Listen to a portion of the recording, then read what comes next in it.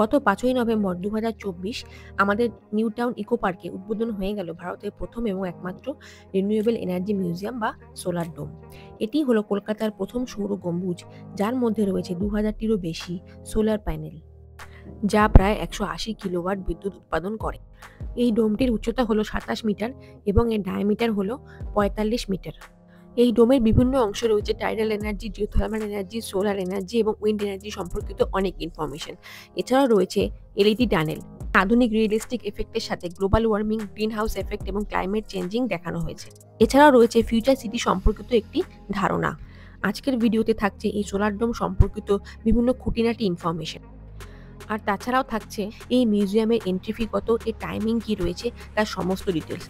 আর যে সমস্ত নতুন বন্ধুরা আমার এই ভিডিওটি দেখছেন, যারা এখনও আমার চ্যানেলটিকে সাবস্ক্রাইব করেননি, তারা জলদি একটু সাবস্ক্রাইব করে দিন, যাতে আমার আপকামিং সমস্ত ভিডিও নোটিফিকেশন আপনাদের কাছে সবার আগে পৌঁছে দেয়। তো চলুন ভিডিওটি শুরু করা যাক। হ্যালো বন্ধুরা, আমি প্রিয়াঙ্কা আবারও এসে গেছি একটা নতুন দিনে একটা নতুন ভিডিও নিয়ে। আজকে আমি চলে এসেছি বিশ্বের সবথেকে বড় সোলার ডোম দেখতে। এই হচ্ছে বিশ্বের সবথেকে বড় সোলার ডোম, যেটা রয়েছে কলকাতার ইকো পার্কে। বন্ধুরা, এটা হচ্ছে গেট নাম্বার 6 ইকো পার্কের। এখান থেকে এন্ট্রি করলে আপনারা সোলার ডোমের সামনে চলে যেতে পারবেন। এখান থেকে সামনে হবে 1 নম্বর এয়ারপোর্ট থেকে যে বাসগুলো ইকো পার্কের দিকে আসছে, সেই বাসে উঠে আপনাকে বলতে হবে ইকো পার্ক 4 নম্বর গেটের সামনে যাব।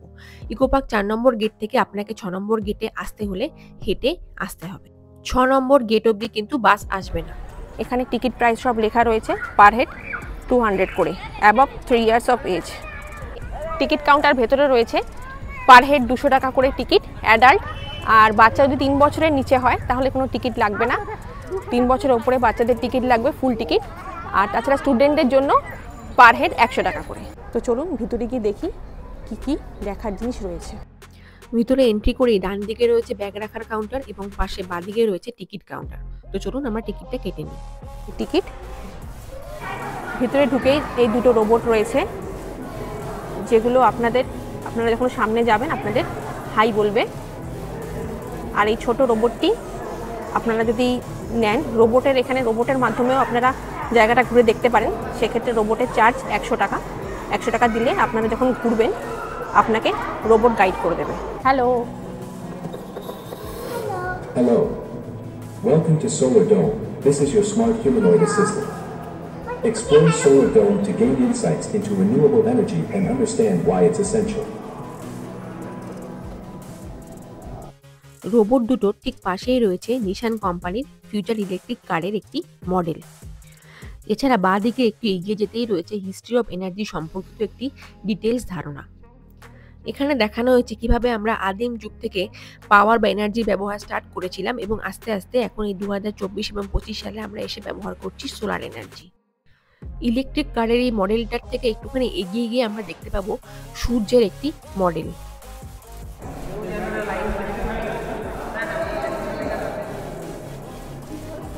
এটা হচ্ছে একটা সূর্যের মডেল। এটা কিন্তু দিন অনুযায়ী এর কালার চেঞ্জ হয়, বিভিন্ন সময় এর কালার বিভিন্ন রকম থাকে। এই যে ইনি হলেন এনার্জি বা পাওয়ার যাকে বলে তার আবিষ্কর্তা, তার জনক বলতে পারেন নিকোলা টেসলা। এখানে L0 থেকে L6 পর্যন্ত রয়েছে।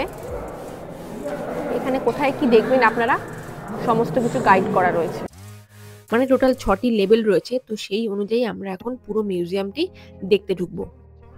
এই যে আমরা এবার আস্তে আস্তে L0 দিকে এগিয়ে যাচ্ছি। দেখি ভেতরে গিয়ে কি রয়েছে। ভেতরে ঢুকে আরো একটি ছোট রোবট এখানে দেখতে পেলাম। এই রোবটকে গাইড হিসেবে ব্যবহার করলে কিন্তু আপনাদের 100 টাকা করে পেমেন্ট করতে হবে।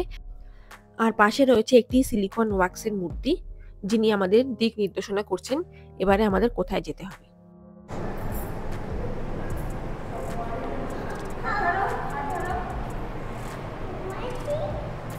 এখানে পুরো সোলার ডোমে আমরা কি কি দেখব তার একটা ডেমো এখানে দেয়া রয়েছে।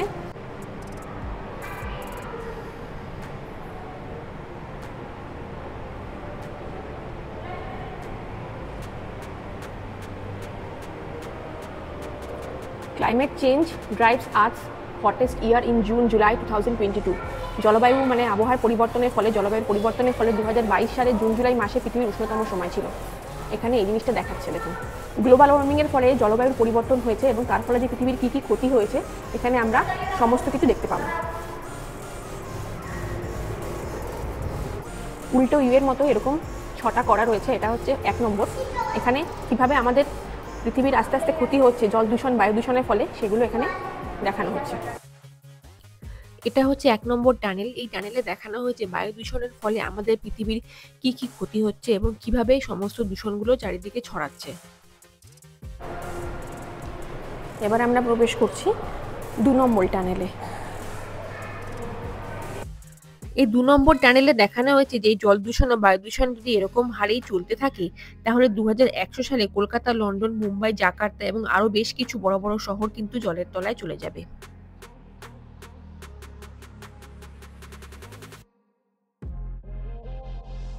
এইভাবে পরপর 6টি টানেলেই কিন্তু বায়ু দূষণ, মাটি দূষণ এবং জলদূষণের ফলে আমাদের পরিবেশের কি কি ক্ষতি হচ্ছে, জলবায়ু সংকট কিভাবে ঘটছে, মানে global warming, green house effect এবং ক্লাইমেট চেঞ্জ কিভাবে ঘটছে তার একটা ডিটেলস ধারণা এখানে দেওয়া রয়েছে।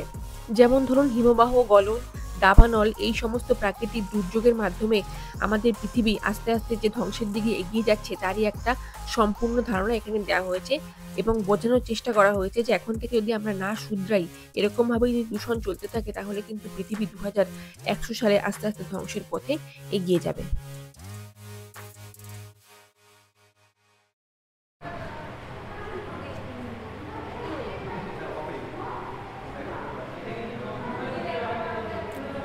দেখুন, এটা হচ্ছে 1850 সাল থেকে আজ পর্যন্ত ক্রমাগত উষ্ণতা বৃদ্ধি পাওয়ার হার নীল থেকে লাল রঙের দিকে এগিয়ে যাওয়া জলবায়ুর ক্ষতিকর পরিবর্তনের ধাপ নির্দেশ করে। দেখুন, 1860 সালে আমাদের আর্থ এরকম দেখতে ছিল।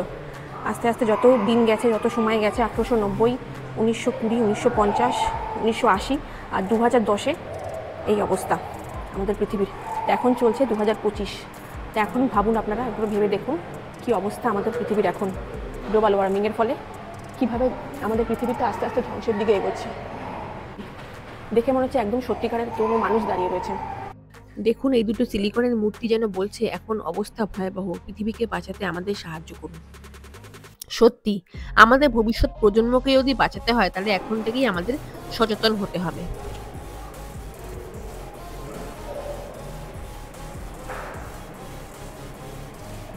এখানে দেখুন, এই যাওয়ার পথটাতে বিভিন্ন রকমের পশু পাখির ছবি দেওয়া রয়েছে।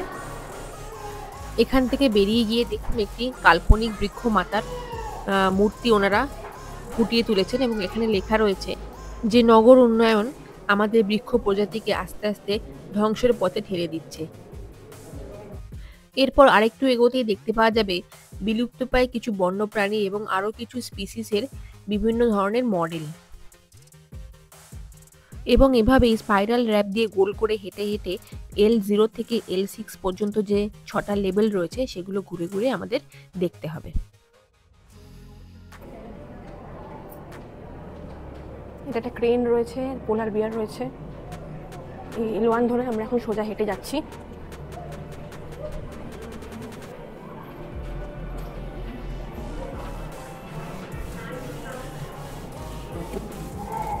সিবি রামন দাঁড়িয়ে রয়েছেন এখানে। মিশন রিনিউয়াবিলিটি। রিনিউয়াবিলিটি মানে নবায়নযোগ্য। নবায়নযোগ্য বলতে বোঝায় পূরণযোগ্য প্রাকৃতিক সম্পদ থেকে পাওয়া শক্তি। একে সবুজ শক্তিও বলা হয়। নবায়নযোগ্য শক্তি পরিবেশ বান্ধব এবং দীর্ঘমেয়াদী শক্তির উৎস হিসাবে বিবেচিত হয়। মানে সূর্যের আলো ও তাপ, জলপ্রবাহ, বায়ু প্রবাহ, ভূতাপ, সমুদ্র তরঙ্গ, সমুদ্র তাপ, জোয়ার ভাটা, এই সমস্ত হচ্ছে নবায়নযোগ্য শক্তির উৎস, মানে রিনিউয়েবল এনার্জির উৎস। এবং এই সমস্ত জিনিস থেকে যে শক্তিটা বানানো হবে, রিনিউয়েবল এনার্জি যেটা বানানো হবে, সেটা ভবিষ্যৎ প্রজন্মকে অনেক দূর এগোতে সাহায্য করবে এবং এই সমস্ত প্রকৃতির যে ক্ষতি হচ্ছে এখন সেটাও আস্তে আস্তে বন্ধ হয়ে যাবে। এটা হচ্ছে ভিশন থিয়েটার 1। আমরা এখন এতে প্রবেশ করছি।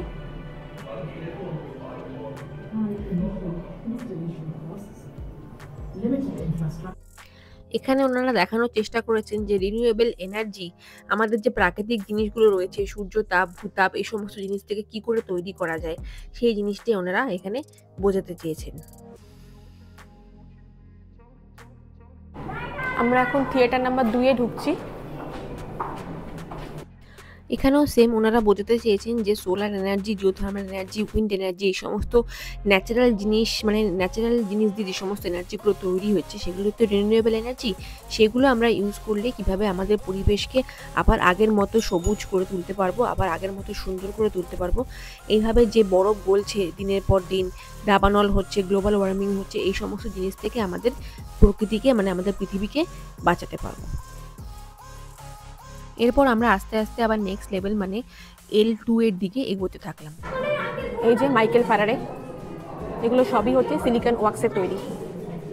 দেখুন কত সুন্দর লাগছে, পুরো মনে হচ্ছে কি জীবন্ত। ট্যাপিং রিনিউয়েবিলিটি, এটা হচ্ছে হাইড্রো পাওয়ার প্ল্যান্ট, জলবিদ্যুৎ কেন্দ্র। এখানে জলবিদ্যুৎ কেন্দ্র যেরকম হয় তার একটা মডেল এখানে দেখানো হয়েছে। দেখুন এখানে দেখাচ্ছে নদী বা সমুদ্র যেটাই সোর্স হোক না কেন জলের, সেখান থেকে জল একটা জায়গায় কালেক্ট করে সেখান থেকে জলটা এই মেশিনের মধ্যে ঢুকিয়ে কিভাবে বিদ্যুৎটা উৎপাদন করা হচ্ছে সেই প্রসেসটাই এখানে দেখানো হয়েছে।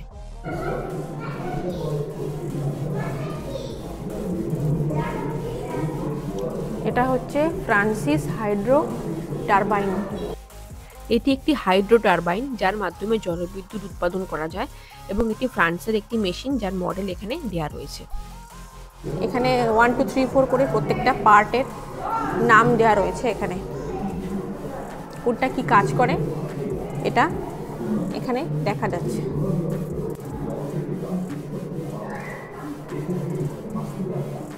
দেখুন জলবিদ্যুৎ কীভাবে তৈরি হয় সেই জিনিসটা এখানে একটা ডেমো দেওয়া রয়েছে।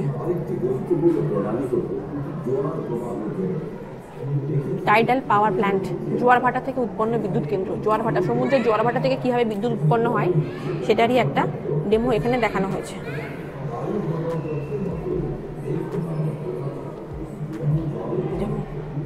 কত সুন্দর ছোট মডেলের মাধ্যমে এখানে ওনারা বোঝাতে চেয়েছেন।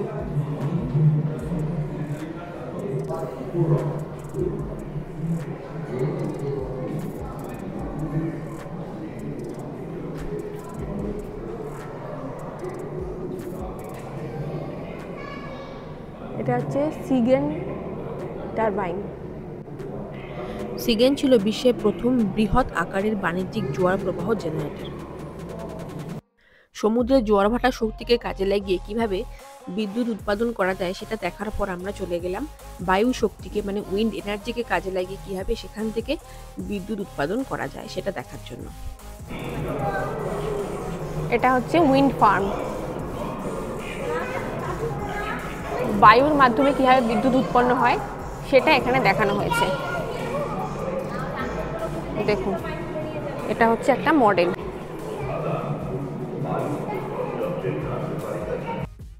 এর ঠিক পাশেই রয়েছে একটি উইন্ড গ্লোব। এই উইন্ড গ্লোবের যে অ্যানিমেশনটা চলছে, এই অ্যানিমেশনের মাধ্যমে দেখানো হচ্ছে আমাদের পৃথিবী পৃষ্ঠ এবং সমুদ্র পৃষ্ঠের ওপর একটা নির্দিষ্ট হাইট পর্যন্ত উইন্ডের স্পিড এবং ডিরেকশন কিরকম আছে সেটা দেখানো হচ্ছে। এরপর আমরা চলে গেলাম আমাদের নেক্সট লেভেলের দিকে। Satyendranath Bose, father of the God particle. দেখুন পুরো মানুষ জীবন্ত, এগুলো সবই হচ্ছে সিলিকন ওয়াক্সের তৈরি।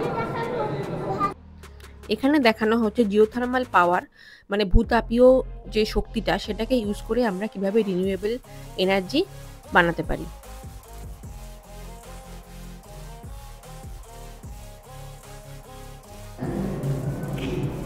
হারভেস্টিং জিওথার্মাল পাওয়ার, মানে ভূতাপীয় শক্তিকে আমরা কিভাবে এক জায়গায় সঞ্চয় করতে পারি, হারভেস্ট করতে পারি এবং তারপর সেখান থেকে কি করে বিদ্যুৎ উৎপাদন করতে পারি সেই জিনিসটাই এখানে বোঝানোর চেষ্টা করা হয়েছে।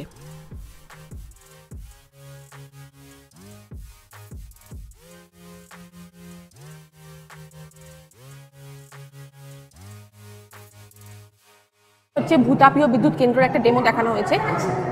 মাটির ভিতরে যে তাপ রয়েছে সেই তাপ থেকে কি করে বিদ্যুৎ উৎপন্ন হয় সেটা এখানে দেখানো হয়েছে।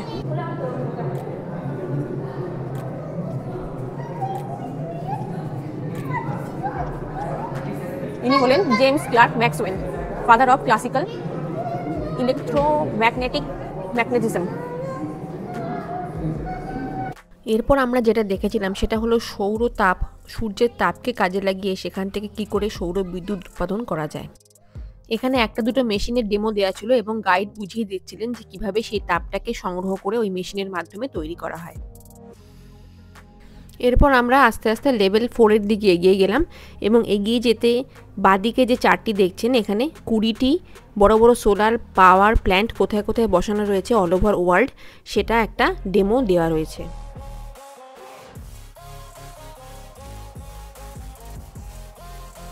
এই যে দেখুন যে কৃত্রিম সূর্যটা আমরা নিচ থেকে দেখেছিলাম সেটা ওপর থেকে কিরকম লাগছে এখানে আমরা দেখলাম।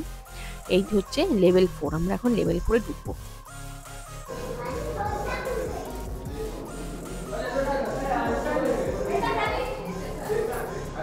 Albert Einstein. এটা একটা গেমিং সেকশন, লার্ন ফান, মানে এখানে বিভিন্ন সায়েন্সের বিষয় নিয়ে বিভিন্ন গেমিং ছিল যেখান থেকে আপনি অনেক কিছু শিখতে পারবেন। বিভিন্ন কুইজ রয়েছে এখানে, কুইজ ছাড়া বিভিন্ন গেম রয়েছে, পাজল গেম রয়েছে যেটা বড়দের সাথে সাথে বাচ্চারাও কিন্তু এনজয় করতে পারবে। এরপর আমরা চলে গেছিলাম লেভেল 5 দেখতে। এই দেখুন Steve jobs, father of digital revolution. এটি একটি সিলিকন ওয়াক্সের মূর্তি, কি জীবন্ত দেখুন লাগছে সামনে থেকে। Let's save energy and build a brighter future with a smart cities, মানে এখানে ফিউচারে যদি আমাদের স্মার্ট সিটি তৈরি করতে হয় তাহলে কীরকম ধরনের সেটা হবে তারই একটা মডেল এখানে দেওয়া রয়েছে। এই লেভেল 5-এ কিন্তু একটি স্মার্ট সিটির ধারণা দেওয়া হয়েছে, মানে ফিউচারে আমাদের সিটি মানে কলকাতা শহরকে কীরকম রূপে আনতে চলেছে, কীরকম পরিকল্পনা রয়েছে, মানে কীরকম করলে সিটিটা একটা স্মার্ট সিটি হয়ে উঠবে তারই একটা ধারণা দেওয়া রয়েছে। মানে রেসিডেন্সিয়াল এরিয়াগুলো পুরো একপাশে থাকবে, মার্কেট এরিয়া একপাশে থাকবে, স্কুল কলেজ এগুলো একপাশে থাকবে। সেইখানে কিভাবে মানে একটা রেসিডেন্সিয়াল এরিয়া থেকে যদি কলেজ যেতে হয় বা কোনো মার্কেটে যেতে হয় তাহলে কোন পথ দিয়ে গেলে সেটা ভালো হবে, ইজি হবে এবং সহজে পৌঁছানো যাবে তারই একটা ডেমো এখানে করা রয়েছে।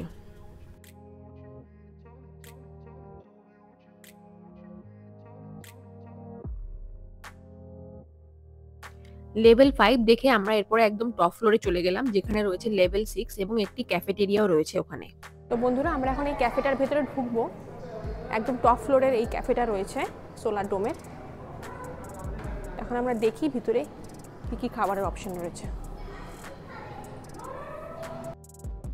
ক্যাফেটের ঠিক পাশেই রয়েছে ফিউচার রেডি লেভেল 6, মানে ফিউচার রেডি মানে এখানে বলতে চেয়েছে ফিউচারে আমাদের স্মার্ট সিটি শহরটা একবার তৈরি হয়ে গেলে কিরকম লাগবে তারই একটা ধারণা এখানে দেওয়া রয়েছে। আর সামনে রয়েছে ইলিয়ন মাস্কের একটি সিলিকন ওয়াক্সের মূর্তি।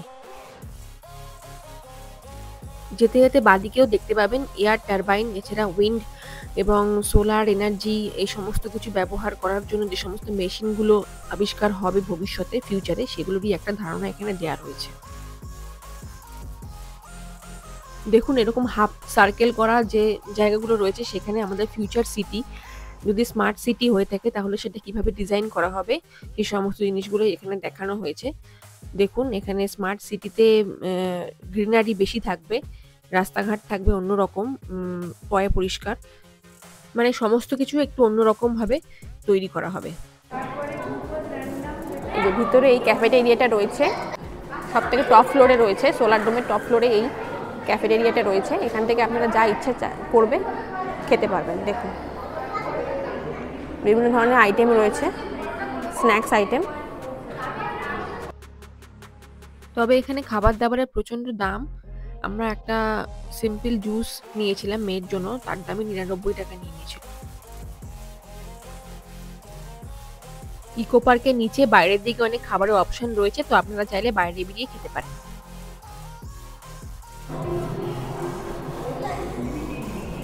দেখুন এটা একটা কল্পনা চাওলার মূর্তি রেখেছে এখানে।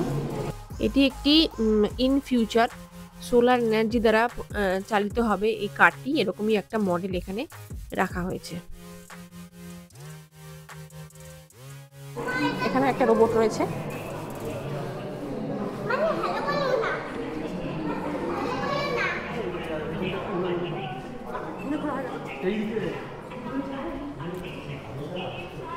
এগুলো সমস্ত কিছু সেল আইটেম রয়েছে এখানে, চাইলে আপনারা এই ধরনের জিনিসগুলো কিনতে পারেন। দেখুন বিভিন্ন ধরনের লাইট রয়েছে, বিভিন্ন ঘরের জন্য শোপিস রয়েছে, আইফেল টাওয়ার রয়েছে, দেখুন কত সুন্দর জিনিসগুলো।